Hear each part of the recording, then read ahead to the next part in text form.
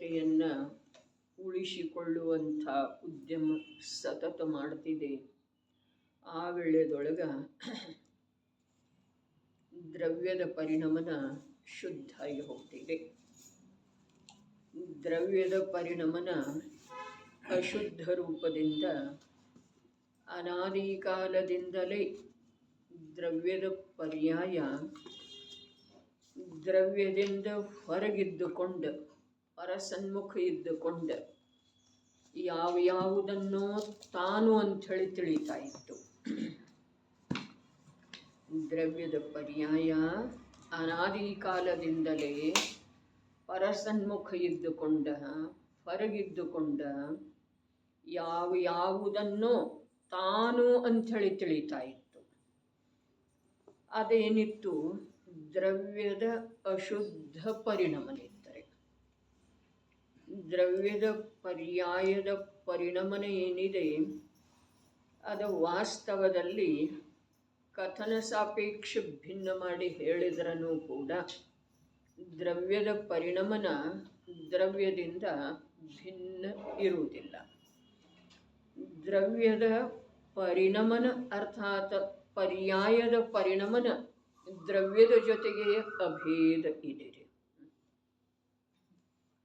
ನಿನ್ನೆ ಅದನ್ನೇ ಅನಿತ್ಯ ತಾದಾತ್ಮ್ಯ ಸಂಬಂಧ ಮತ್ತು ನಿತ್ಯ ತಾದಾತ್ಮ್ಯ ಸಂಬಂಧ ಅಂಥೇಳಿ ಹೇಳ್ತಲ್ಲ, ಅದರಲ್ಲಿ ಈಗ 2 ವಿಧ ಇದ್ದಾವೆ ಅನ್ನೋದನ್ನು ತಿಳ್ಕೊಳ್ಳೋದು.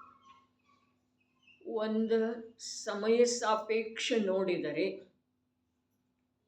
ಯಾವ ಪರ್ಯಾಯ ಇದೆಯಲ್ಲ ಆ ಪರ್ಯಾಯದ ದ್ರವ್ಯದ ಜೊತೆಗೆ ಅನಿತ್ಯ ತಾದಾತ್ಮ್ಯ ಸಂಬಂಧ ಇದೆ. ಇನ್ನೊಂದು ಸಲ ಸಮಯ ಸಾಪೇಕ್ಷ ನೋಡಿದರೆ ಯಾವ ಪರ್ಯಾಯ ಇದೆಯಲ್ಲ, ಯಾವ ಪರ್ಯಾಯ ಅಂಥೇಳಿ ಹೇಳ್ತಾ ಇದ್ದೇನೆ, ಅದು ಶುದ್ಧ ಇರಬಹುದು ಅಶುದ್ಧ ಇರಬಹುದು. ಸಮಯ ಸಾಪೇಕ್ಷ ಕಾಲ ಸಾಪೇಕ್ಷ ನೋಡಿದರೆ ಪರ್ಯಾಯದ ದ್ರವ್ಯದ ಜೊತೆಗೆ ಅನಿತ್ಯ ತಾದಾತ್ಮ್ಯ ಸಂಬಂಧ ಇದೆ. ಇದು ಒಂದು ಮಾತ. ಎರಡನೆಯದಾಗಿ ದ್ರವ್ಯದ ಸ್ವಭಾವದಿಂದ ಅನ್ಯ ಭಿನ್ನ ವಿರುದ್ಧ ಯಾವುದಿದೆಯಲ್ಲ ಅದು ಕಾಲ ಸಾಪೇಕ್ಷ ಅನಂತ ಕಾಲದವರೆಗೆ ಇದ್ರೂ ಕೂಡ ಅದು ಅನಿತ್ಯ ತಾದಾತ್ಮ್ಯ ಸಂಬಂಧ ಹೊಂದಿದ್ದೇ ಇದೆ ದ್ರವ್ಯದ ಜೊತೆಗೆ. ಒಂದು ಸಮಯ ಸಾಪೇಕ್ಷ ನೋಡಿದ್ರೆ ಪ್ರತಿಯೊಂದು ಪರ್ಯಾಯದ ದ್ರವ್ಯದ ಜೊತೆಗೆ ಅನಿತ್ಯ ತಾದಾತ್ಮ್ಯ ಸಂಬಂಧ ಇದೆ. ಜಾತಿಯ ಅಪೇಕ್ಷಾದಿಂದ ಸ್ವಭಾವದ ಅಪೇಕ್ಷಾದಿಂದ ನೋಡಿದರೆ ದ್ರವ್ಯದಿಂದ ಭಿನ್ನವಾದಂಥ ಅನ್ಯವಾದಂಥ ವಿಪರೀತವಾದಂಥ ಯಾವ ಪರ್ಯಾಯ ಇದೆಯೋ ಆ ಪರ್ಯಾಯದ ಪರಂಪರೆ ಬೇಕಾದರೆ ಅನಂತ ಕಾಲದ ಇದ್ರೂ ಕೂಡ ಅದು ಅನಿತ್ಯ ತಾದಾತ್ಮ್ಯ ಸಂಬಂಧ ಇದೆ. ಒಂದು ಸ್ವಭಾವ ಸಾಪೇಕ್ಷ, ಒಂದು ಕಾಲ ಸಾಪೇಕ್ಷ. ಅನಿತ್ಯತೆ ಪರ್ಯಾಯದ ಜೊತೆಗೆ ದ್ರವ್ಯದ ಇರ್ತಿದೆ. ಒಂದು ಅನಿತ್ಯತೆ ಸ್ವಭಾವ ಸಾಪೇಕ್ಷ, ಅದು ಅನಂತ ಕಾಲ ಇದ್ರೂ ಕೂಡ ಅಭವ್ಯ ಜೀವದಲ್ಲೇ ಅಶುದ್ಧ ಅಥವಾ ದ್ರವ್ಯದಿಂದ ಅನ್ಯ ಪರಿಣಮನವೇ ಇರ್ತಿದೆ 3 ಕಾಲದಲ್ಲೂ. ಆದರೆ ದ್ರವ್ಯದ ಆ ಪರಿಣಮನದ ಜೊತೆಗೆ ಅನಿತ್ಯ ತಾದಾತ್ಮ್ಯ ಸಂಬಂಧ ಇರ್ತಿದೆ. ಇನ್ನು ಅಭವ್ಯಂದ ಇರಲಿ ಭವ್ಯಂದ ಇರಲಿ ಒಂದು ಸಮಯ ಸಾಪೇಕ್ಷ ನೋಡಿದ್ರೆ ದ್ರವ್ಯದಿಂದ ಪರ್ಯಾಯ ಬೇರೆ ಇಲ್ಲ. ಪರ್ಯಾಯವನ್ನು ಹೊರತುಪಡಿಸಿ ದ್ರವ್ಯದ ಸತ್ತಾ ಬೇರೆ ಯಾವುದರಲ್ಲೂ ಮಾರ್ಗಣ ಹುಡುಕೋದು ಸಾಧ್ಯ ಇಲ್ಲ ಅಂಥೇಳಿ ಯಾವುದೇ ಪರ್ಯಾಯ ಇರಲಿ ಆ ಪರ್ಯಾಯದ ಜೊತೆಗೆ ಸಮಯ ಸಾಪೇಕ್ಷ ದ್ರವ್ಯದ ಅಭೇದತೆ ಇರುವುದರಿಂದ ಕಾರಣ ಏನು ಹೇಳಿತು? ಆ ಪರ್ಯಾಯವನ್ನು ಹೊರತುಪಡಿಸಿ ದ್ರವ್ಯದ ಪ್ರಾಪ್ತಿ ಯಾವುದರಲ್ಲೇನೂ ಆಗುವುದಿಲ್ಲ. ಹೀಗಾಗಿ ಯಾವುದೇ ಜಾತಿಯ ಪರ್ಯಾಯ ಇರಲಿ ಅದರ ಒಂದು ಸಮಯ ಸಾಪೇಕ್ಷ ದ್ರವ್ಯದ ಜೊತೆಗೆ ಪರ್ಯಾಯದ ಅಥವಾ ಪರ್ಯಾಯದ ಜೊತೆಗೆ ದ್ರವ್ಯದ ತಾದಾತ್ಮ್ಯ ಸಂಬಂಧ ಇದೆ. ಈಗಿಲ್ಲಿ ನಮ್ದು ವಿಷಯ ಹಾಂ, ಅದನ್ನೇ ಒಂದು ಅಪೇಕ್ಷಾದಿಂದ ಹೇಳ್ತಲ್ಲ, ಯಾವುದ ಅನಂತ ಕಾಲದವರೆಗೆ ಭವ್ಯನ ಅಪೇಕ್ಷಾದಿಂದ ಅಶುದ್ಧ ಪರ್ಯಾಯ ಇತ್ತು, ಅದರದ ಕಾಲ ಬೇಕಾದಷ್ಟು ಇದ್ರೂ ಅದು ಅನಿತ್ಯ. ಮತ್ತು ಯಾವಾಗ ಶುದ್ಧ ಪರಿಣಮನ ಪ್ರಾರಂಭ ಆಯಿತೋ ಆವಾಗ ಅದು ನಿತ್ಯ ರೀ. ಅದಕ್ಕೆ ಆಗಮದಲ್ಲಿ ಅನೇಕ ಬಾರಿ ಸಂಪದದೊಳಗೆ ಬರ್ತಿದೆ, ಎಲ್ಲಿ ಯಾವ ವಿವಕ್ಷೆಯಿಂದ ಹೇಳಲಾಗಿದೆಯೋ ಅದನ್ನು ಸರಿಯಾಗಿ ತಿಳ್ಕೊಂಡ್ರೆ ಜಿನಾಗಮದ ವಿಷಯ ಜೀವದ ಸಲುವಾಗಿ ಕಲ್ಯಾಣಕಾರಿ ಸಿದ್ಧ ಆಗ್ತಿದೆ. ಇಲ್ಲಿ ದ್ರವ್ಯದ ಪರಿಣಮನ ಶುದ್ಧ ಆಗಿದೆ, ಅರೆ ದ್ರವ್ಯ ಶುದ್ಧತೆಯ ರೂಪವಾಗಿ ಪರಿಣಮಿಸಿದೆ ಅಂಥೇಳಿ ಹೇಳ್ತಾ ಇದ್ದಾರೆ. ಯಾವ ಕಾರಣದಿಂದ? ವಿಭಾವ ಪರಿಣಾಮಗಳ ನಾಶ ಆಗುವುದರಿಂದ. ವಿಭಾವ ಪರಿಣಾಮ ನಾಶ ಆಗಿದ್ದಾವೇನದಾವ್ರಿ? ಇದಾವೆ. ಸಮ್ಯಕ್ ದೃಷ್ಟಿ ಜೀವ, ಅರೆ ಅನುಭವ ಸಂಪನ್ನ ಅಂಥೇಳಿ ಇಲ್ಲಿ ಶಬ್ದದ ಪ್ರಯೋಗ ಮಾಡಿದರು. ಅನುಭವ ಸಂಪನ್ನ ಜೀವದ್ದು ಏನಾಗಿದ್ದಾವೆ? ವಿಭಾವ ಪರಿಣಾಮಗಳ ನಾಶ ಆಗಿ ಹೋಗಿದ್ದಾವೆ ಅಂಥೇಳಿ ಹೇಳಿದರಲ್ಲ, ಅದರದ ನಿನ್ನೆ ಚರ್ಚೆ ಆಗಿದೆ. ಅದರ ದೃಢತೆಗೋಸ್ಕರ ಯಾವುದು ನಾಶಶೀಲ ಇದೆಯೋ ಅರ್ಥಾತ್ ಪರ್ಯಾಯ ಮಾತ್ರ ವಿಷಯ. ಈ ಭೂಮಿಕೆ ಇಲ್ಲಿ ಕಥನದ ಭೂಮಿಕೆಯಿಂದ ತಿಳ್ಕೊಂಡ್ರೂ ವಾಸ್ತವದಲ್ಲಿ ವಸ್ತು ಸ್ವಭಾವದ ಸಮೀಪ ಹೋಗಿ ನಾವು ತಿಳ್ಕೊಳ್ಳೋದ ಒಂದು ಅನಿವಾರ್ಯತೆಯೇ ಇದೆ ರೀ. ಏನು ಹೇಳ್ತು? ವಿಭಾವ ಪರಿಣಾಮಗಳ ನಾಶ ಆಗಿದ್ದಾವೆ, ನಾಶ ಆಗಿ ಹೋಗಿದ್ದಾವೆ. ಯಾರಿಗೆ? ಅನುಭವ ಸಂಪನ್ನ ಜೀವನಿಗೆ. ಅರ್ಥಾತ್ ಅನುಭವ ಸಂಪನ್ನ. ಯಾವುದರ ಅನುಭವ? ಶುದ್ಧ ಸ್ವರೂಪದ ಅನುಭವ ಸಂಪನ್ನ ಜೀವನಿಗೆ ಶುದ್ಧ ಸ್ವರೂಪ ತ್ರಿಕಾಲಿ ಇದ್ದ ಕಾರಣ, ಶುದ್ಧ ಸ್ವಭಾವ ತ್ರಿಕಾಲಿ ಇದ್ದ ಕಾರಣ ಅದನ್ನು ತಾನು ಅಂಥೇಳಿ ಅನುಭವ ಪಡೆದಿರುವಂಥ ಜೀವನಿಗೆ ಯಾವುದ ಅಶಾಶ್ವತ ಇದೆಯೋ, ಕ್ಷಣಿಕ ಇದೆಯೋ, ನಿರಂತರ ವ್ಯಯಕ್ಕೆ ಪ್ರಾಪ್ತ ಆಗ್ತಾ ಇದೆಯೋ, ಬೇಕಾದಂಥ ದಿವ್ಯ ಭವ್ಯ ಉತ್ಪಾದ ಇದ್ರೂ ಕೂಡ ವ್ಯಯಕ್ಕೆ ನಿರಂತರ ಪ್ರಾಪ್ತ ಆಗ್ತಾ ಇದೆಯೋ ಅದನ್ನು ವಿಶೇಷ ಭಾವ ಅರ್ಥಾತ್ ಸಾಮಾನ್ಯ ಯಾವಾಗಲೂ ಇರುವಂಥದ್ದು ಅಲ್ಲ. ಅರ್ಥ ಮೂರರೇ. ಒಂದು ವಿಭಾವ ಅರ್ಥಾತ್ ವಿಶೇಷ ಭಾವ, ಒಂದು ವಿಭಾವ ಅರ್ಥಾತ್ ಯಾವಾಗಲೂ ಇಲ್ಲದೇ ಇರುವಂಥ ನಿರಂತರ ಅಭಾವಕ್ಕೆ ವ್ಯಯಕ್ಕೆ ಪ್ರಾಪ್ತ ಆಗುವಂಥವು ಇರುವುದರಿಂದ ಅವಕ್ಕೆ ವಿಭಾವಂದ್ರೂ ಒಂದು, ನಾಶಶೀಲ ಭಾವಂದ್ರೂ ಒಂದು, ಸ್ವಭಾವದಿಂದ ಅನ್ಯ ಭಾವ ಅಂದ್ರೂ ಒಂದರೆ. ಸ್ವಭಾವದಿಂದ ಅನ್ಯ ಅರ್ಥಾತ್ ತ್ರಿಕಾಲಿ ಮತ್ತು ಅನಿತ್ಯ, ಇಷ್ಟ ಅನ್ಯರೇ ಅಲ್ಲಿ. ಅವು ಸ್ವಭಾವದ ಅನುರೂಪನ ಇರಬಹುದು ಅಥವಾ ಸ್ವಭಾವದಿಂದ ಅನ್ಯ ರೂಪ ಇರಬಹುದು. ಆದರೆ ಅನ್ಯ ಇಲ್ಲಿ ಈ ಸಮಯದೊಳಗೆ ಏನು ಸ್ವಭಾವದಿಂದ ಅನ್ಯ ಇರೋದು ವಿಭಾವ ಅಂತೇಳಿ ಹೇಳಿತು. ಆ ಅನ್ಯದ ಅರ್ಥ ಏನಿದೆ? ಸ್ವಭಾವ ತ್ರಿಕಾಲಿ ಇದೆ, ಏಕರೂಪ ಇದೆ. ಈ ವಿಭಾವ ಏನಿದೆ? ಸಮಯವರ್ತಿ ಇದೆ, ಅನೇಕ ರೂಪ ಇದೆ.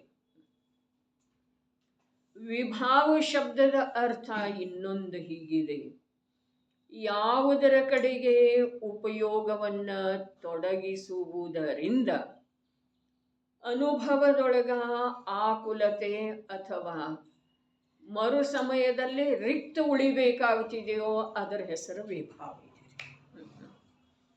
ಯಾವ ಸಮಯದೊಳಗ ಜ್ಞಾನದ ಉಪಯೋಗ, ಚೈತನ್ಯದ ಉಪಯೋಗ ಆ ಸಮಯವರ್ತಿ ಭಾವದ ಕಡೆಗೆ ಹೋಗ್ತಿದೆಯೋ ಆ ಸಮಯದೊಳಗ ಅದಕ್ಕೆ ಆಕುಲತೆಯ ಅನುಭವ ಅನಿವಾರ್ಯ ಇದೆ.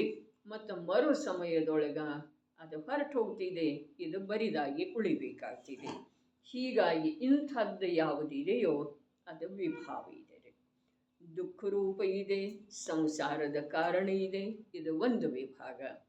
ಕ್ಷಣಿಕ ಇದೆ, ಆಕುಲತಾರೂಪ ಇದೆ, ನಿಯಮದಿಂದ ಮರು ಸಮಯದೊಳಗೆ ಅದರದ ಅಭಾವ ಆಗೋದಿದೆ, ಇದು ಇನ್ನೊಂದು ರೂಪದಿಂದ.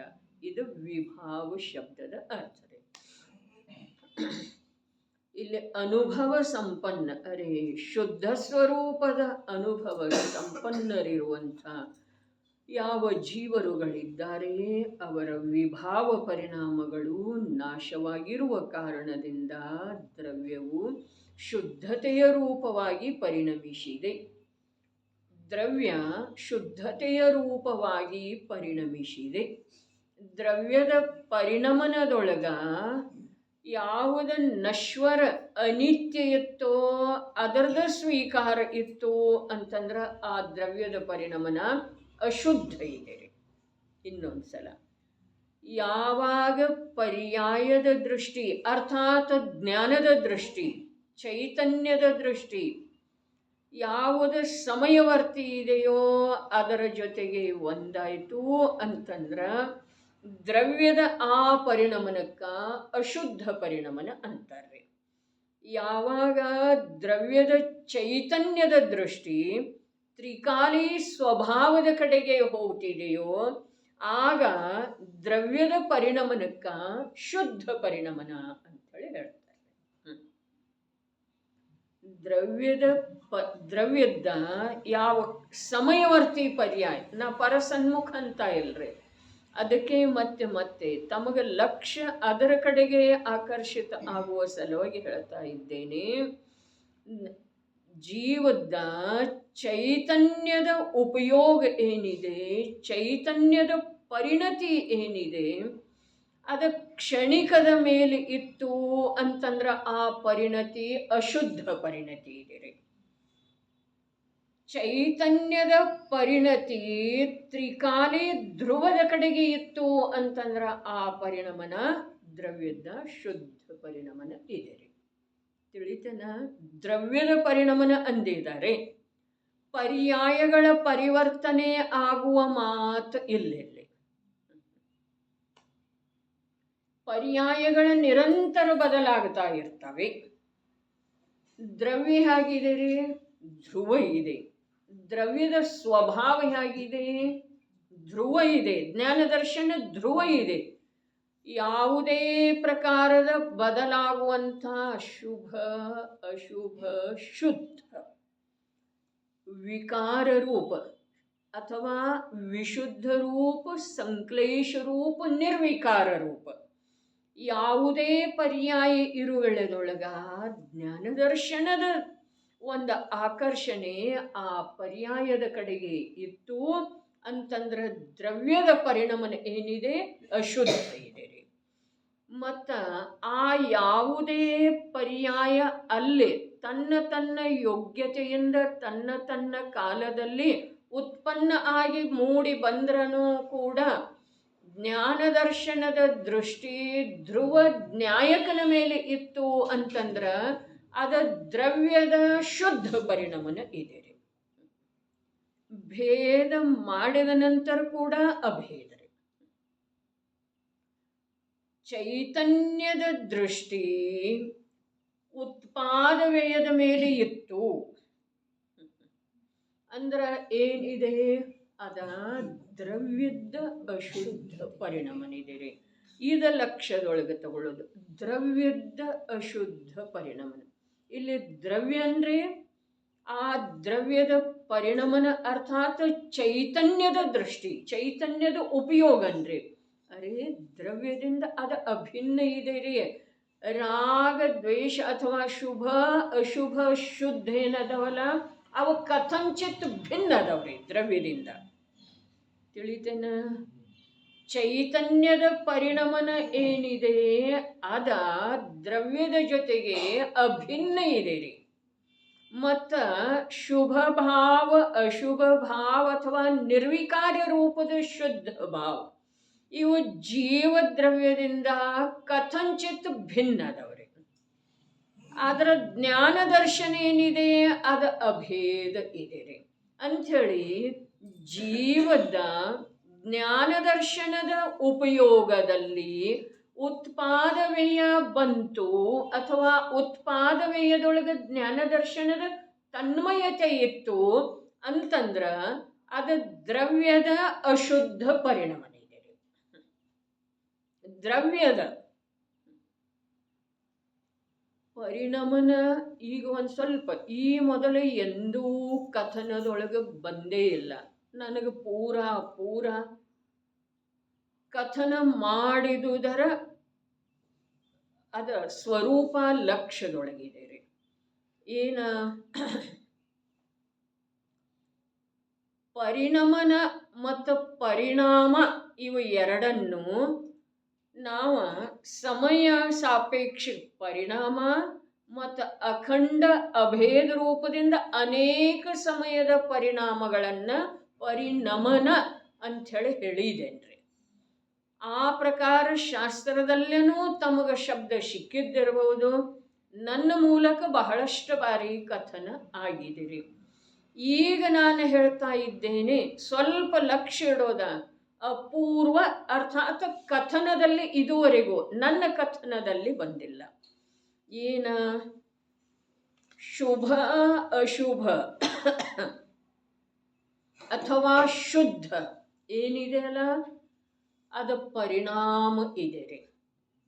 ಇನ್ನೊಂದು ಸಲ ವಿಕಾರ ರೂಪದ ಅಥವಾ ನಿರ್ವಿಕಾರ ರೂಪದ ಬಂಧದ ಕಾರಣ ಆಗುವಂಥದ್ದು ಅಥವಾ ಮೋಕ್ಷದ ಕಾರಣ ಆಗುವಂಥದ್ದು ಯಾವುದು ಇದೆಯಲ್ಲ ಅದು ಜೀವದ ಪರಿಣಾಮ ಇದೆ ರೀ. ಅರ್ಥಾತ್ ಪರ್ಯಾಯ ಇದೆ ರೀ, ಪರಿಣಾಮ ಅಲ್ಲ, ಪರ್ಯಾಯ ಇದೆ.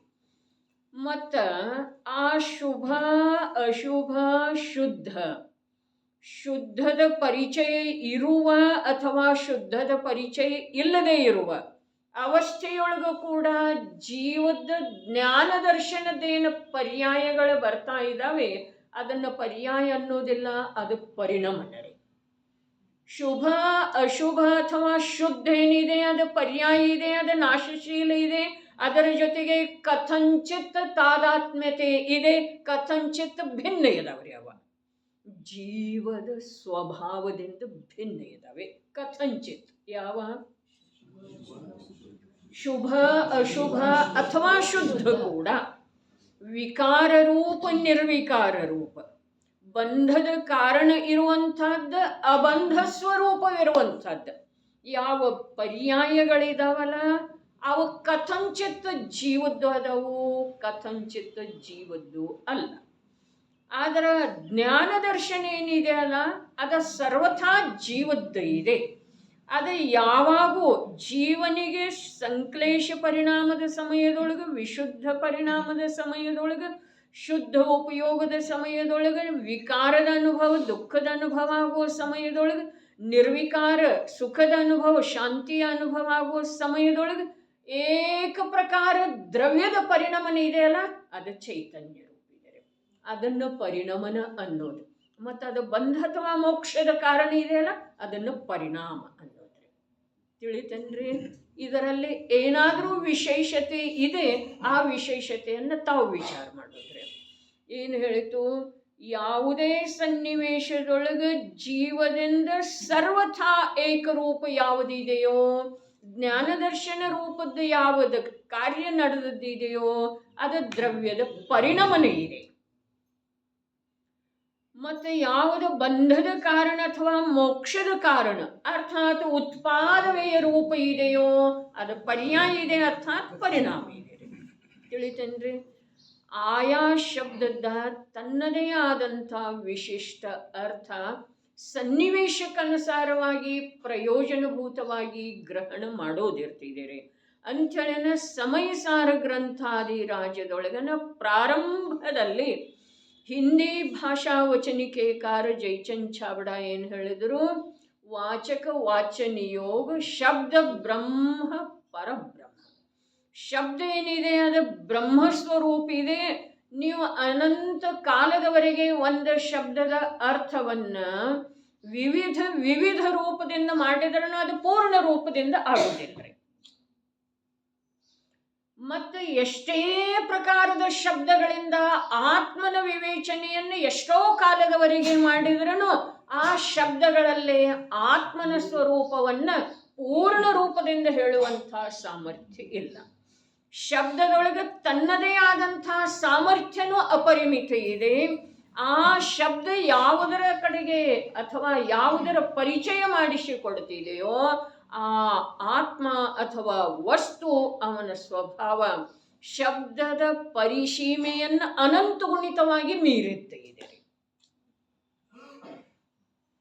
ಶಬ್ದದ್ದು ಕೂಡ ಕೋಶದೊಳಗ, ಲೌಕಿಕ ಕೋಶದೊಳಗನ್ರಿ ಅಥವಾ ಇಲ್ಲಿ ಜೈನೇಂದ್ರ ಕೋಶ ಯಾವ ದೊಡ್ಡ ದೊಡ್ಡ 4 ವಿಭಾಗಗಳದವಲ್ಲ ಅದರೊಳಗಾಗಲಿ, ಇನ್ನು ಆ ಒಂದೊಂದು ವಿಭಾಗದ ಮೇಲೆ 10 ವಿಭಾಗ ಆಗುವಷ್ಟು ಶಬ್ದರಾಶಿಯನ್ನು ಹೇಳಿದ್ರೂ ಕೂಡ ಒಂದು ಶಬ್ದದೊಳಗ ಇನ್ನೂ ಅರ್ಥಗಳು ಹೊರಡುವಂಥದ್ದ ಸಾಮರ್ಥ್ಯ ಇರ್ತಿದೆ ಅಂಥೇಳಿನ ಶಬ್ದ ಬ್ರಹ್ಮ ಅಂಥೇಳಿ ಹೇಳಿದ್ದಾರೆ. ಬ್ರಹ್ಮ ಅರ್ಥಾತ್ ಕೊನೆ ಇಲ್ಲ, 3 ಕಾಲದಲ್ಲೂ ಇರುವಂಥ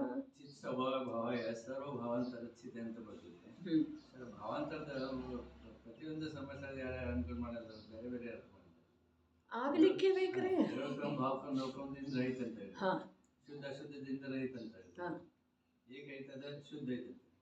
ನೋಡ್ರಿ ಅಂಥೇಳಿನ ಭಾವಾಂತರ ಶಬ್ದದ ಅಷ್ಟೇ ಅಲ್ಲ. ಈಗ ನಾವಿಲ್ಲಿ ಸಾಮಾನ್ಯ ತಗೊಂತ ಅಲ್ಲಿ ಜ್ಞಾನಿಗಳು ಇನ್ನು ಎಷ್ಟು ಜನ ಟೀಕಾಕಾರರ ಆದ್ರೂ ಕೂಡ ಇನ್ನೂ ಬೇರೆ ಬೇರೆ ಅರ್ಥ ಹೇಳಬಹುದು. ಮತ್ತು ಹೇಳಿದ ನಂತರ ಅದು ಯಾವುದಾದ್ರೂ ಅರ್ಥ ಅಸತ್ಯ ಇದೆ ಹೀಗೆ ಮಾತಲ್ರಿ, ತಿಳಿತೇನ್ರಿ. ಶಬ್ದದೊಳಗ ಅನೇಕಾನೇಕ ಅರ್ಥಗಳನ್ನು ಹೊಂದಿರುವಂಥದ್ದ ಸಾಮರ್ಥ್ಯ ಇದೆ ಶಬ್ದದ ಗರ್ಭದೊಳಗೆ ಅಂಥೇಳಿನ ಸಾಹಿತ್ಯದ ಕ್ಷೇತ್ರದೊಳಗ, ವ್ಯಾಕರಣದ ಕ್ಷೇತ್ರದೊಳಗ ಅಭ್ಯಾಸ ಮಾಡಿದ್ರೂ ಕೂಡ ಈ ಜೀವಕ್ಕೆ ನಿಜವಾಗಿ ಏನಿದೆ ಅಂತಂದ್ರೆ ಭಾಷ್ಯದ ಆಕುಲತೆಗಳು ಬಿಟ್ಟು ಹೋಗಿ ಮೋಕ್ಷ ಮಾರ್ಗ ಪ್ರಾಪ್ತ ಆಗುವಂಥದ್ದಿದೆ ರೀ. ಕೇಶರಾಜ ಅನ್ನುವಂಥವ ಶಬ್ದಮಣಿ ದರ್ಪಣ ಬರೆದಿದ್ದಾನ್ರಿ. ಶಬ್ದಮಣಿ ದರ್ಪಣ ಅಂಥೇಳಿ ಕೋಶ. ಅವ ಹೇಳ್ತಾನೆ ಶಬ್ದದಿಂದ ಅರ್ಥ, ಅರ್ಥದಿಂದ ಭಾವ, ಭಾವದಿಂದ ಮೋಕ್ಷ ಅಂತೇಳಿ.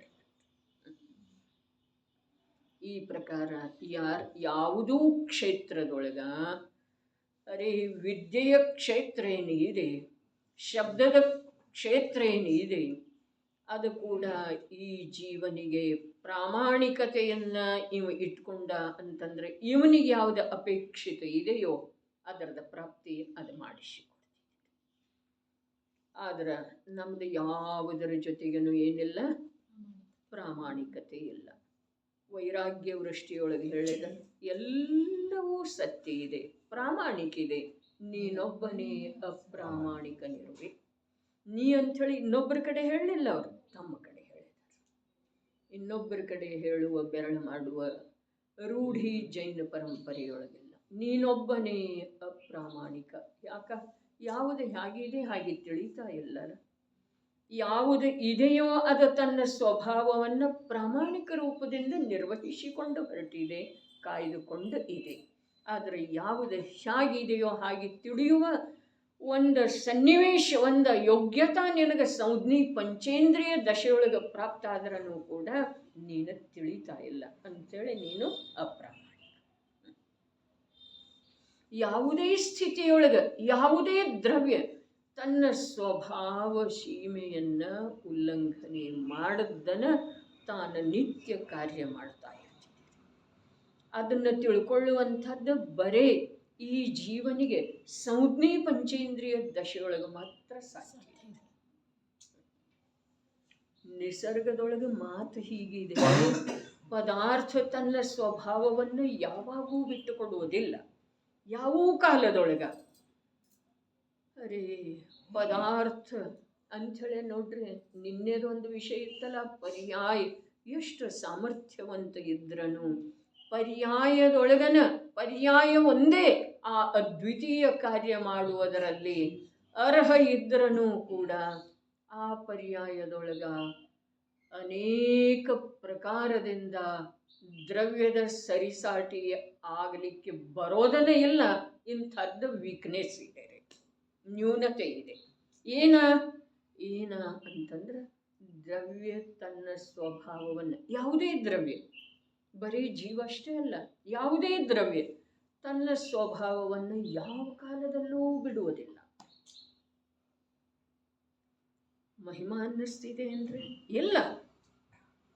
ಆದ್ರ ದ್ರವ್ಯದ ಸ್ವಭಾವವನ್ನು ತಿಳಿತಕ್ಕಂಥ ಯಾವ ಜ್ಞಾನ ಇದೆಯಲ್ಲ, ಆ ಜ್ಞಾನ ಕೇವಲ ಸಂಜ್ಞೆ ಪಂಚೇಂದ್ರಿಯ ರೂಪದಿಂದ ವಿಕಸಿತಗೊಂಡಿರುವಾಗ ಮಾತ್ರ ಆ ದ್ರವ್ಯದ ಸ್ವಭಾವವನ್ನು ತಿಳಿಯಬಹುದಾಗಿದೆ. ತಿಳಿದಿದ್ರೆ ಅದು ಅಪ್ರಾಮಾಣಿಕ. ತಿಳಿಯದೇ ಉಳಿಯುವುದರಿಂದ ಅಪ್ರಾಮಾಣಿಕ. ಎಲ್ಲವೂ ಪ್ರಾಮಾಣಿಕ. ಪರಮಾಣು ತನ್ನ ಸ್ವಭಾವವನ್ನು ಬಿಡುವುದಿಲ್ಲ, ಅಗ್ನಿ ತನ್ನ ಸ್ವಭಾವವನ್ನು ಬಿಡುವುದಿಲ್ಲ, ಚಿನ್ನ ತನ್ನ ಸ್ವಭಾವವನ್ನು ಕೊಳಚೆಯೊಳಗಿದ್ರೂ ಬಿಡುವುದಿಲ್ಲ. ಬಿಡ್ತಿದೆ ಅಂದರೆ ಚಿನ್ನಕ್ಕೆ ತುಕ್ಕ ಹಿಡಿಯುವುದಿಲ್ಲ, ಗಂಜ ತಿಂತಿದೆ ಅಂದರೆ ಇಲ್ಲ.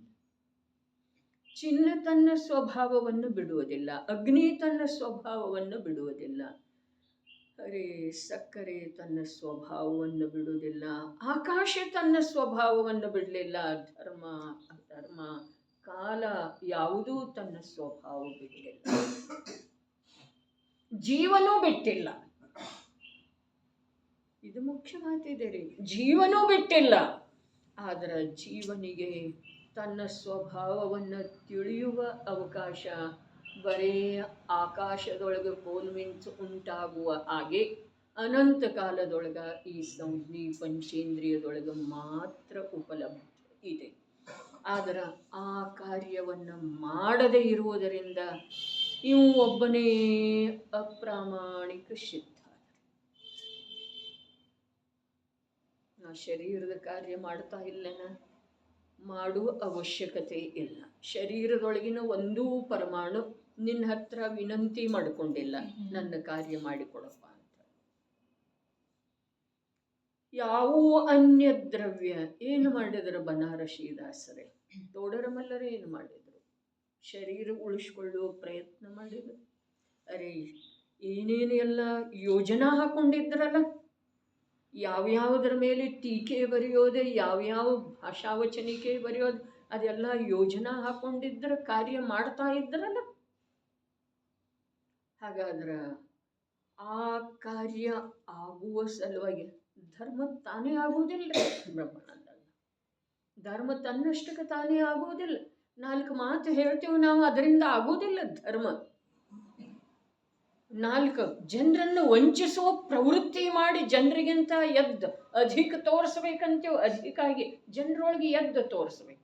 ಅರೆ ಮೊನ್ನೆ ಅದು ಬಂತಲ್ಲ ವಚನದೊಳಗೆ, ಏನದು ಪಾಂಪ್ಲೆಟ್ ಕೊಟ್ಟಿತ್ತು, ಅದ್ರೊಳಗೆ ಸ್ವಲ್ಪ ವಿಶೇಷವಾಗಿ ಕಾಣಿಸ್ಬೇಕು, ಎಲ್ಲರಿಗಿಂತ ಸ್ವಲ್ಪ ಅಧಿಕ ಕಾಣಿಸ್ಬೇಕಂಥೇಳಿ ಹಿಂಸಾ ಮೂಲವಾದಂಥ ಶೃಂಗಾರ ಪ್ರಸಾಧನಗಳನ್ನು ಬಳಸಬೇಡ್ರಿ ಅಂಥೇಳಿ ಅಲ್ಲಿ ಹೇಳಿದ್ದಿತ್ತು. ಇಲ್ಲಿ ನಾನು ಈಗ ಹೇಳ್ತಾ ಇರೋದ ಧರ್ಮಕ್ಷೇತ್ರದೊಳಗೆ ಸ್ವಲ್ಪ ಒಬ್ಬರು ಒಂದು ಉಪವಾಸ ಮಾಡಿದ್ರೆ ನಾನು 4 ಅದು ಸ್ವಲ್ಪ ವಿಶೇಷ ಕಾಣಿಸ್ತೇನೇನಿಲ್ರಿ. ಒಬ್ಬರು 50 ಲಕ್ಷದ ಸವಾಲು ಹಿಡಿದ್ರೆ ನಾ 5 ಕೋಟಿದ್ದು ಹಿಡಿದ್ರೆ ವಿಶೇಷ ಆಯ್ತೇನಿಲ್ರಿ. ಅದೇ ಇದೇನೂ ಮಾತಿಲ್ಲ, ಯಾವುದೂ ಮಾತಿಲ್ಲ, ಬಸ್ ಯಾವುದನ್ನು ಮಾಡಬೇಕಾಗಿಲ್ಲ. ಗ್ರಂಥದ ಕಾರ್ಯ ಮಾಡುವ ಸಲುವಾಗಿ ಅವರ ಆ ದೊರೆಯ ಎದುರಿಗೆ ಈ ಅಪವಾದ ಸುಳ್ಳು ಇದೆ, ಇಷ್ಟು ಹೇಳಿಲ್ರಿ ಟೋಡರಮಲ್ಲ. ಆ ಶರೀರದ ಮೂಲಕ ಅವರೇನು ಭೋಗಿಸ್ತಿರ್ಲಿಲ್ಲ, ಅವರೇನು ಧನ ಸಂಪಾದನೆ ಮಾಡಿ ಒಂದು ವಿಶಾಲವಾದಂಥ ಬಂಗ್ಲೆ ಕಟ್ಟಿಸುವ ಉದ್ದೇಶ ಇರಲಿಲ್ಲ. ಸ್ವಂತದ ಆ ಸಮಯದೊಳಗೆ 2,000 ದುಡ್ಡು ಖರ್ಚು ಮಾಡಿದ್ದಾರೆ. ಅವರು 2,000 ದುಡ್ಡು ಖರ್ಚು ಮಾಡಿದ್ದಾರೆ. ಯಾವುದರ ಸಲುವಾಗಿ?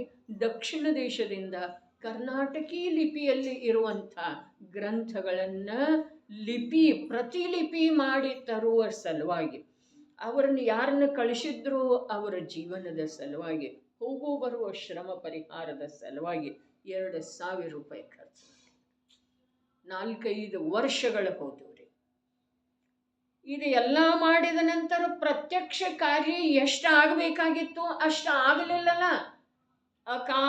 ಅಕಾಲದೊಳಗ ಅವರಿಗೆ ಮರಣಕ್ಕೆ ಗುರಿಯಾಗಬೇಕಾದಂಥ ಬುದ್ಧಿಪೂರ್ವಕರಿ ರೋಗದಿಂದಲ್ಲ, ಅನಿವಾರ್ಯ ರೋಗ ಆಯಿತು, ಎಂಥದೋ ಒಂದು ನೈಸರ್ಗಿಕ ಅಪಘಾತ ಆಯಿತು, ಇಂಥದ್ದೇನು ಮಾತಿಲ್ಲಲ್ಲ. ಮನೆ ಬಿತ್ತು, ಭೂಕಂಪ ಆಯಿತು, ಇಂಥದ್ದು ಯಾವ ಮಾತಿಲ್ಲ. ಪ್ಲೇಗ್ ಬಂತು, ಇಂಥದ್ದು ಯಾವ ಮಾತಿಲ್ಲ. ಆದ್ರೆ ಅವರು ಆ ಕಾರ್ಯದ ಸಲುವಾಗಿ ತಮ್ಮ ಸತ್ಯತೆಯನ್ನು ಸಿದ್ಧ ಮಾಡ್ಲಿಕ್ಕೆ ಹೋಗ್ಲಿಲ್ರಿ. ಅಸತ್ಯತೆ ಅಲ್ಲ, ಅವ್ರ ಹತ್ರ ಅಸತ್ಯತೆ ಇರಲಿಲ್ಲ. ವಿಚಾರ ಮಾಡ್ರಿ, ಧರ್ಮ ಎಲ್ಲಿ ಕೂತ ಏನು ಮಾಡುವುದರಿಂದ ಆಗ್ತಿದೆ ಸುಧಾತಾಯಿ? ಎಲ್ಲಿ ಕೂತ ಏನು ಮಾಡುವುದರಿಂದ ಆಗ್ತಿದೆ? ಹೊರಗಡೆನೂ ಕಾರ್ಯ ಇತ್ತು ಅವ್ರದ. ಆ ಕಾಲದೊಳಗೆ 1,000-1,200 ಜನ ಅವರು ಶ್ರೋತೃಗಳ್ರಿ. ಆಚಾರ್ಯ ಕಲ್ಪ ಅಂಥೇಳಿ ಅವರಿಗೆ ಉಪಾಧಿ ಪ್ರಾಪ್ತ. ಅರ್ಥಾತ್ ಆಚಾರ್ಯರಿಗಿಂತ ಸ್ವಲ್ಪ ಕೂಡ ಕಮ್ಮಿ ಗಣಿಸ್ತಾ ಇರಲಿಲ್ಲ ಜೈನ ಸಮಾಜ ಅವರನ್ನ. ಏನು ಕಮ್ಮಿ ಇರ್ತೀರಿ? ವಿಚಾರ ಮಾಡ್ರಿ. ಪರದ ಕಾರ್ಯ ನಾನು ಮಾಡ್ತೇನೆ ಅನ್ನೋದು ಅಪ್ರಾಮಾಣಿಕತೆ. ತನ್ನ ಕಾರ್ಯ ಮಾಡುವ ಅವಸರ ಪ್ರಾಪ್ತ ಆಗಿರುವಳದೊಳಗೆ ತನ್ನ ಕಾರ್ಯ ಮಾಡದೇ ಇರೋದಿದ ಅಪ್ರಾಮಾಣಿಕತೆ. ಏನು ತನ್ನ ಕಾರ್ಯ? ಯಾವ ವಸ್ತುವಿನ ಸ್ವರೂಪ ಹೇಗಿದೆಯೋ ಹಾಗೆ ತಿಳಿಯುವ ಜ್ಞಾನದ ಯೋಗ್ಯತೆ ಪ್ರಾಪ್ತ ಆಗಿರುವಳದೊಳಗೆ ತಿಳಿಯದೇ ಇರೋದು, ಮತ್ತೇನರೇ ತಿಳಿತಾ ಇರೋದು. ಎಲ್ಲಿ ಯಾವ ವಸ್ತು ಒಳ್ಳೆಯದು ಸಿಗ್ತಿದೆ, ಯಾರನ್ನು ಹಿಡಿದು ಅದನ್ನು ತರಿಸಬೇಕು, ಎಲ್ಲಿ ದುಡ್ಡು ಇಟ್ಟರೆ ಅದ ಮೂಲ ಗಂಟು ನಾಶ ಆಗುವುದಿಲ್ಲ, ಬಡ್ಡಿ ಅಧಿಕ ಬರ್ತಿದೆ, ಒಮ್ಮೊಮ್ಮೆ ಒಂದೊಂದು ದೃಷ್ಟಿಕೋನ್ರಿ. ಆದ್ರೆ ಇದರಲ್ಲಿ ಎಲ್ಲ ಜ್ಞಾನ ತೊಡಗಿಸೋದು ಏನು ಇದೆ ಇರಲ್ಲ, ಅದೇನಿದೆ? ಅಪ್ರಾಮಾಣಿಕ. ಅದ ಆಗತಿದ್ರ ಆಗಲಿ. ಕೆಲವೊಂದು ಸ್ವಾಭಾವಿಕ ಜ್ಞಾನ ಆಗ್ತಿದೆ, ಕೆಲವೊಂದು ಸ್ವಾಭಾವಿಕ ಜ್ಞಾನ ಆಗ್ತಿದೆ. ಅರ್ಥಾತ್ ಕಾರ್ಯ ಹಾಗೆ ಆಗುವುದಿರುವಳೆದೊಳಗೆ ನಮ್ಮ ಜ್ಞಾನ ಅಲ್ಲಿ ನಿಮಿತ್ತ ಆಗ್ತಿದೆ. ಅಧ್ಯಾತ್ಮ ಸಂದೇಶ ಕನ್ನಡದೊಳಗೆ ಬರೋದು ಯೋಗಿತ್ತು ಅಂಥೇಳಿ ಪರಮಾರ್ಥ ವಚನಿಕ ತಂದು ಕೊಟ್ಟರೆ ಅವರ ಇದೊಂದು ಮಾಡ್ರಿ ತಾಯಿ ಅಂತೇಳಿ. ಪರಮಾರ್ಥ ವಚನಿಕ ತಂದು ಕೊಟ್ಟ ನಂತರ ನನ್ನ ಲಕ್ಷ್ಯ ಅಧ್ಯಾತ್ಮ ಸಂದೇಶದ ಕಡೆಗೆ ಹೋಯ್ತ್ರಿ. ಅದು ಇದು ಒಂದೇ ಇದೆ, ಅವು 3 ಅದವು. ಅಂದ್ರೆ ಏನಿದೆ? ನಮ್ಮ ಜ್ಞಾನ, ಯಾರದೇ ಜ್ಞಾನ ಇದು ಬೇಕನ್ನುವ ಬೇಡಿಕೆ. ಅರೆ ಕಾರ್ಯ ಆಗುವ ಸಮಯ ಇತ್ತು ಅಂತಂದ್ರೆ ಇವೆಲ್ಲ ನಿಮಿತ್ತ ಆಗ್ತವೆ. ನಿಮಿತ್ತದಿಂದ ಕಾರ್ಯ ಆಗೋದನೇ ಇಲ್ಲ. ತೋಡರ ಮಲ್ಲರ ಮೂಲಕ ಸಮ್ಯಜ್ಞಾನ ಚಂದ್ರಿಕೆ ರಚನೆ ಆಗೋದಿತ್ತು, ಗೊಮ್ಮಟ ಸಾರದ ಟೀಕಾ ಅದ ಆಯಿತು, ಅವೆಲ್ಲ ನಿಮಿತ್ತ ಅದು. ಆದ್ರೆ ಅದ ಕಾರ್ಯ ನಾನು ಮಾಡಿದ್ದೇನು ಅಂಥೇಳಿ ಅವರ ಅಂತರಂಗದೊಳಗೆ ಇರ್ತಿತ್ತು. ಅಂತಂದ್ರೆ ಈ ಕಾರ್ಯವನ್ನು ಮಾಡುವ ಸಲುವಾಗಿ ನಾನು ಎಷ್ಟೆಲ್ಲ ಸಿದ್ಧತೆ ಮಾಡಿದ್ದೇನೋ, ಇದನ್ನು ಮಾಡುವ ಸಲುವಾಗಿ ನಾನು ದೊರೆಯದರಿಗೆ ನನ್ನ ಸತ್ಯತೆಯನ್ನು ಸಿದ್ಧ ಮಾಡಬೇಕು ಅನ್ನುವ ಭಾವ ಬರಲಿಲ್ಲ. ಅರ್ಥಾತ್ ಅವರ ವಸ್ತು ಸ್ವರೂಪವನ್ನು ತಿಳಿಯುವಂಥ ಪ್ರಾಮಾಣಿಕ ಕಾರ್ಯವನ್ನು ಮಾಡಿದರೂ ಮಾಡ್ತಾನ ದೇಹ ತ್ಯಾಗ ಮಾಡಿದರು. ಕಥೆ ಹೇಳೋದು ಸುಲಭ ಇದೆ, ಕಥೆ ಕೇಳೋದು ಸುಲಭ ಇದೆ. ಆದರೆ ಸ್ವಯಂ ಆ ಕಥಾನಾಯಕ ಆಗೋದು ಬಹಳ ಕಠಿಣ ಇದೆ. ಕಥೆ ಕೇಳೋದು ಮನೋರಂಜನೆಯ ಸಲುವಾಗಿ ಇರುವುದಿಲ್ಲ. ನನ್ನನ್ನು ಇಷ್ಟ ಅವು ಪ್ರಭಾವಿತ ಮಾಡಿದಾವೆ 2 ಕಥೆಗಳ. ಅವೇನು ಸರ್ವೇ ಸಾಮಾನ್ಯರಿಗೆ ತಿಳಿದು ಬರುವಂಥವಲ್ಲ, ಆದ್ರೂ ಮುಗ್ಧ ಸರಳ ಜೀವರುಗಳ ಅಂತರಂಗವನ್ನ ಆಕರ್ಷಿತ ಮಾಡಿದಲ್ಲದೆ ಇರೋದು ಸಾಧ್ಯ ಇಲ್ಲ.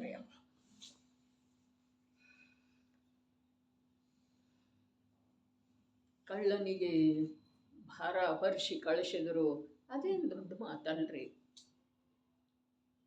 ವಜ್ರ ದುಂಗುರ ಮುದ್ರಿಕೆ ಕೈಯೊಳಗಿಂದ ಜಾರಿ ಬಿದ್ದು ಹೋಯಿತು. ರುಮಾಲಿನೊಳಗೆ ಕಟ್ಟಿರುವಂಥ ರತ್ನಗಳ ಬೆಲೆ ಬಾಳುವ ಮಾಣಿಕ್ಯಗಳ ಬಿದ್ದು ಹೋದು. ಇದು ತಿಳ್ಕೊಳ್ಳುವಂಥ ವಿಷಯ ಇದಿರಿ. ಯಾರೋ ತಂದು ಕೊಟ್ಟಿರುವಂಥ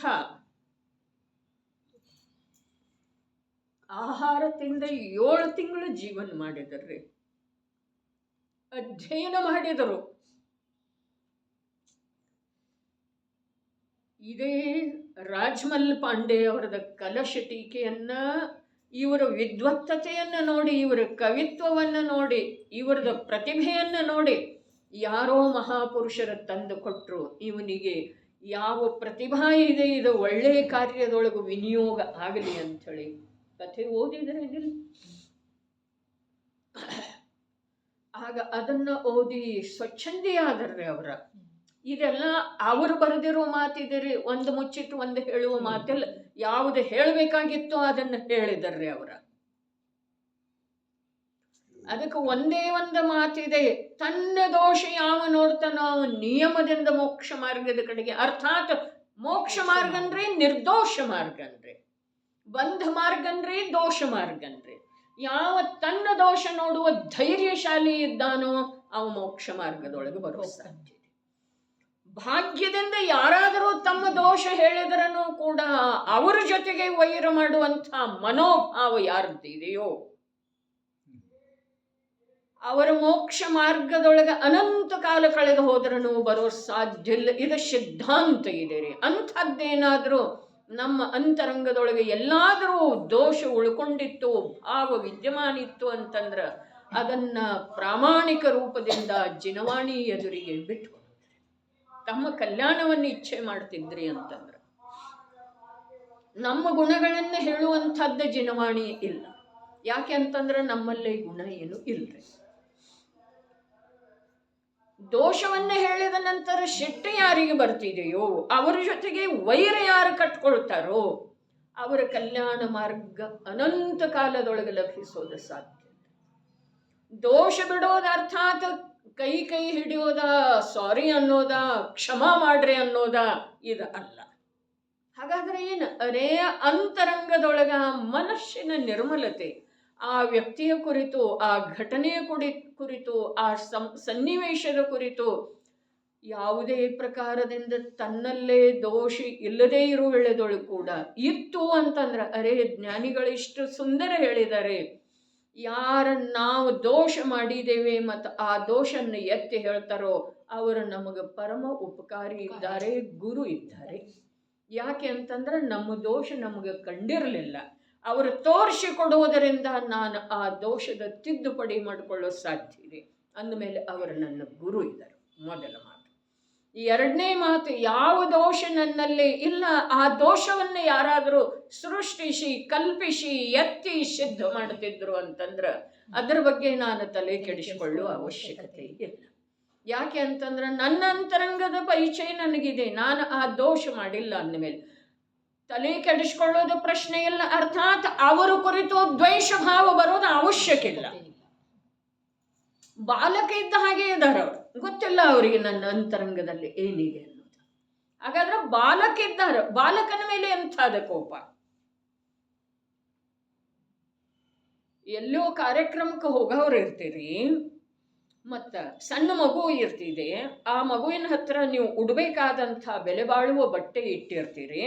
ಆ ಮಗು ಒದ್ದಾಡಿ ಅದನ್ನು ಎಳ್ಕೊಂಡ ಅದರ ಮೇಲೆ ಮೂತ್ರ ವಿಸರ್ಜನೆ ಮಾಡ್ತಿದ್ದೀರಿ. ಆಗ ಆ ಮಗುವನ್ನು ಯಾರು ಹೊಡಿತಾರೇನ್ರಿ? 6 ತಿಂಗಳು 8 ತಿಂಗಳದ ಮಗು ಇದೆ ರೀ, ಅದಕ್ಕೆ ಯಾರು ಚೆನ್ನಾಗಿ ಬಾರಿಸ್ತಾರೇನ್ರಿ?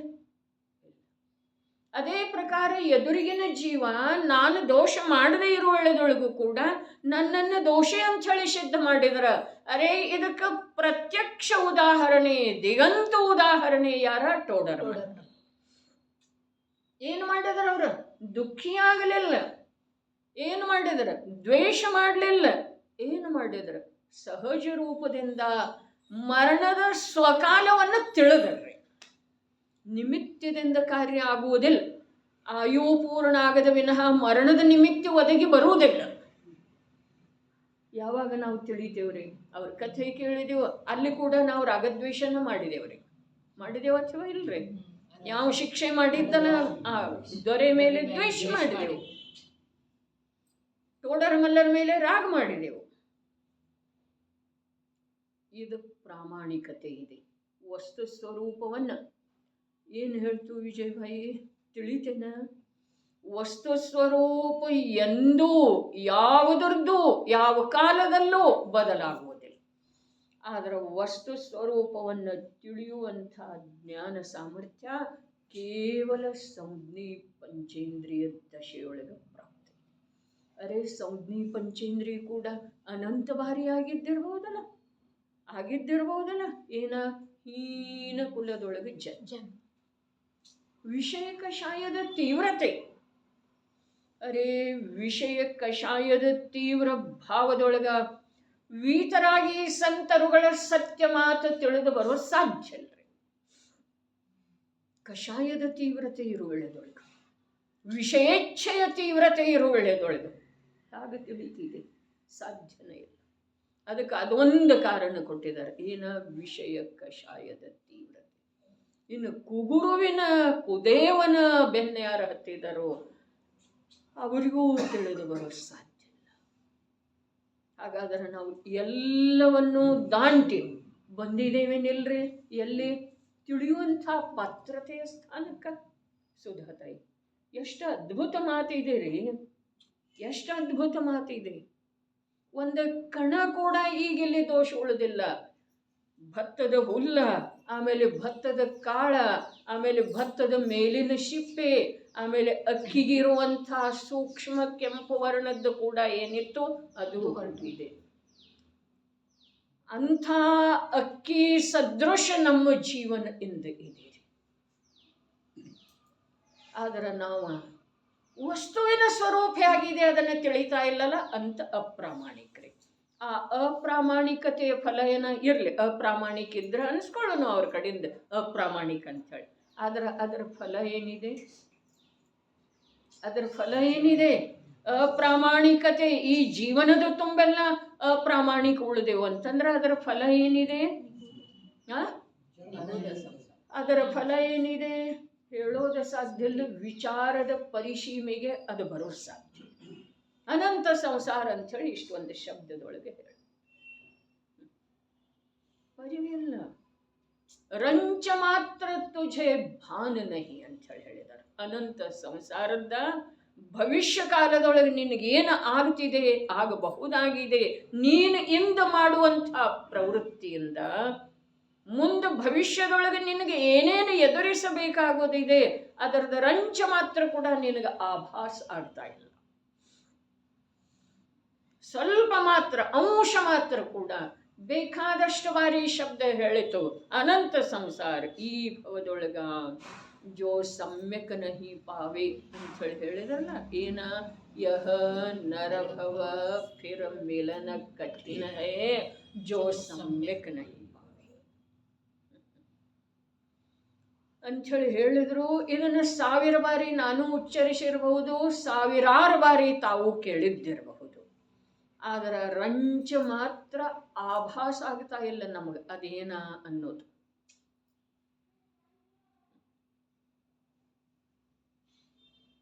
ಏನಿದೆ ಅನ್ನೋದು. ಯಾವುದರಲ್ಲೇ ನಾವೀಗ ಆಸಕ್ತಿ ಇದ್ದೇವೆ ಅದು ನಮಗೆ ಈ ಭವ ಮುಗಿದ ನಂತರ ಸ್ವಲ್ಪ ಕೂಡ ಸಹಾಯಕ ಸಿದ್ಧ ಆಗುವುದಿಲ್ಲ. ಅರೆ ಶಬ್ದ ಬೇರೆ ಬೇರೆ ಬರ್ತವೆ, ಒಟ್ಟಿನಲ್ಲಿ ಭಾವ ವಸ್ತು ಸ್ವರೂಪವನ್ನು ತಿಳ್ಕೊಳ್ಳೋದಿದೆ. ಈ ಭವ ಈ ಆಯು ಪೂರ್ಣ ಆದ ನಂತರ ಪ್ರಕಾಶ್ ಭಾಯಿ ಯಾವುದರಲ್ಲಿ ನಾವು ನಿತ್ಯ ನಿರಂತರ ಆಕರ್ಷಿತ ಮುಗ್ಧ ಮೂರ್ಛಿತ ಇದ್ದೇವಲ್ಲ ಅದು ಒಂದು ಅಂಶ ಕೂಡ ನಮಗೆ ಸಹಾಯಕ ಸಿದ್ಧ ಆಗುವುದಿಲ್ಲ. ಮತ್ತೆ ಯಾವ ಮಾತಿಂದ ನಾವು ಕೇಳಿ ಕೂಡ ಕಿವಿಯೊಳಗೆ ಹಾಕೊಳ್ತಾ ಇಲ್ಲ.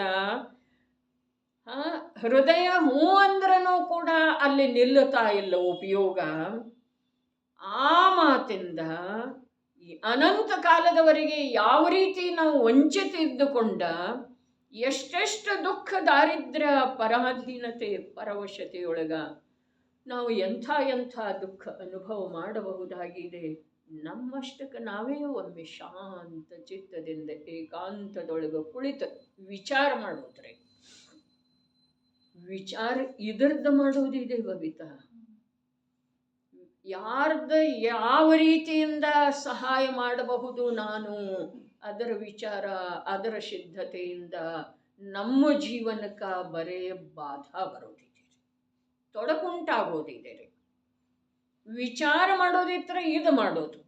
ಅರೆ ನನಗೆ ನನ್ನ ಸ್ವರೂಪ, ದೇಹದ ಸ್ವರೂಪ, ಸಂಯೋಗದ ಸ್ವರೂಪ, ವಿಶ್ವದ ಸ್ವರೂಪ, ಸರ್ವಜ್ಞ ಪ್ರಭುವಿನ ಸ್ವರೂಪ, ಸಿದ್ಧಾಲಯದ ಸ್ವರೂಪ, ನಿಗೋಧದ ಸ್ವರೂಪ, ಸ್ವಾಧೀನತೆಯ ಸ್ವರೂಪ, ಪರಾಧೀನತೆಯ ಸ್ವರೂಪ, ಇವುಗಳದ್ದ ನಾವು ಒಂದೊಂದಾಗಿ ಅನೇಕ ಕಾಲದವರೆಗೆ ವಿಚಾರ ಮಾಡಬೇಕು.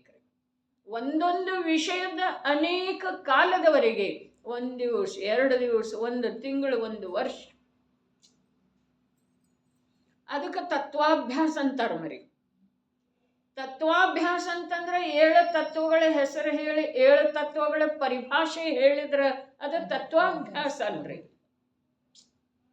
ಏನಿದೆ ಈ ಜೀವನದ ಸ್ವರೂಪ ಏನಿದೆ, ಈ ಜೀವನದೊಳಗೆ ನನಗೆ ಏನು ಮಾಡಬಹುದಾಗಿದೆ, ನನ್ನ ಯಾವ ಕಾರ್ಯದ ಸಿದ್ಧಿ ಆಗಬಹುದಾಗಿದೆ, ಇಷ್ಟೊಂದು ಅನಂತ ಅನಂತ ಅನಂತ ಜ್ಞಾನಿಗಳ ಜೀವದ ಕಾರ್ಯಸಿದ್ಧಿಯ ಸಲುವಾಗಿ ಎಂಥ ಅವಸರ ಮತ್ತು ಎಂಥ ಕಾರಣವನ್ನು ಹೇಳಿದರೋ ಆ ಕಾರಣಗಳು ನನಗೆ ದೊರಕಿದವೆಯೋ ಅಥವಾ ಇಲ್ಲವೋ.